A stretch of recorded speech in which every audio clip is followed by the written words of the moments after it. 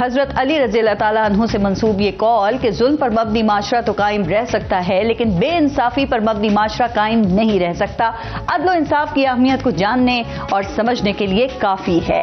لیکن دوسری جنگ عظیم کے دوران پیش آیا یہ واقعہ بھی اہم ہے۔ جب برطانیہ جنگ میں ڈوب رہا تھا، دشمن کے حملوں سے برطانوی فوجی اور عوام مر رہے تھے، ہسپتال زخمیوں سے بھر گئے تھے، ملک میں ہر طرف سے ایمرجنسی کی صورتحال تھی، معمول کے کام معطل تھے، پورا ملک جنگ لڑ رہا تھا۔ برطانوی وزیر اعظم ونسٹن چرچل کے وزراء پریشان تھے، انہیں لگنے لگا تھا کہ ہم بہت سا نقصان اٹھا چکے، کہیں آدھی دنیا پر حکمرانی کرنے والے برطانوی راج کا سورج غروب ہی نہ ہو جائے۔ تو وزراء نے وزیر اعظم چرچل سے پریشانی کا اظہار کیا۔ چرچل نے پریشان ہوئے بغیر سوال کیا کہ کیا ہماری عدالتیں انصاف کر رہی ہیں؟ اس پر وزیر نے بتایا کہ جی بالکل، اس جنگ کے دوران بھی ہمارے ججز بے خوف ہیں، عدلیہ آزاد ہے، عدالتیں کھلی اور عوام کو فوری انصاف فراہم کر رہی ہیں۔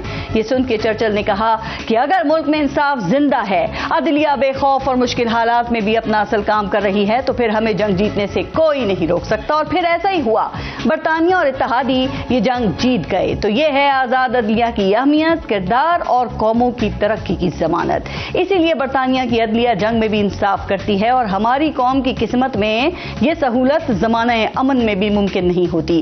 دنیا کے نظام عدل میں پہلے ہی ہماری عدلیہ 139ویں نمبر پر شمار کی جاتی ہے۔ اب 26ویں آئینی ترمیم کے بعد اس کو فتح کیے جانے کا تاثر بھی ہے، چونکہ یہ عدلیہ بظاہر آزاد ہو کر بھی آزاد فیصلے کرنے سے گھبراتی ہے۔ انصاف میں تاخیر ایسی کہ 20 سال بعد سپریم کورٹ سے بریت کا فیصلہ آتا ہے تو پتہ چلتا ہے کہ انصاف کا متلاشی دنیا کی قید سے ہی رہائی پا گیا ہے۔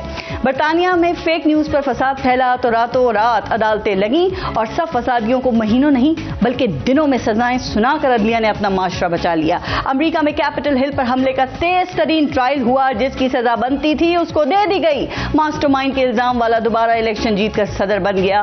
لیکن ہمارے ملک میں ایک 9 مئی ہوا، 1.5 سال ہو گیا، کیس ابھی فرد جرم کے مرحلے میں پہنچا ہے، سینکڑوں لوگ بغیر ٹرائل کے جیلوں میں ہیں۔ افسوس کہ ہمارے یہاں انصاف کے متلاشی یہی کہتے رہتے ہیں کہ خوشبوؤں کا ایک نگر آباد ہونا چاہیے، اس نظام زر کو اب برباد ہونا چاہیے، اور ظلم بچے جن رہا ہے کوچہ و بازار میں، عدل کو بھی صاحب اولاد ہونا چاہیے۔